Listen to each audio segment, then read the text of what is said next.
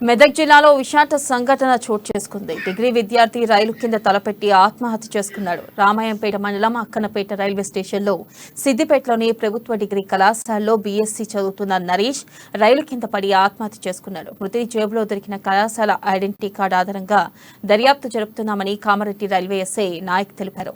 ఇక మృతదేహాన్ని పోస్టుమార్టం నిమిత్తం కామారెడ్డి ప్రభుత్వ ఆసుపత్రికి తరలిస్తున్నట్లు తెలిపారు.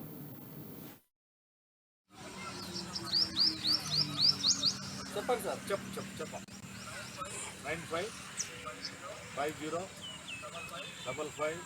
22 తారీఖు 5వ నెల 2023 నేను కామారెడ్డి జిఆర్పి రైల్వే ఎస్ఐ నా పేరు తావునాయ్. మెసేజ్ వచ్చేసి మాకు రైల్వే స్టేషన్ మాస్టర్ కామారెడ్డి గారు 1 గంట 25 నిమిషాలకు ఇవ్వడం జరిగింది.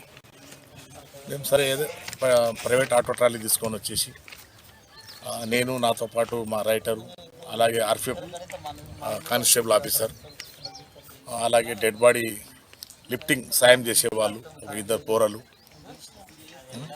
వాళ్ళందరం కలిసి వచ్చి మెసేజ్ ప్రకారం వచ్చి చూస్తే ఒక గుర్తు తెలియని వ్యక్తి అందాజ వయసు 25 నుంచి 28 మధ్యలో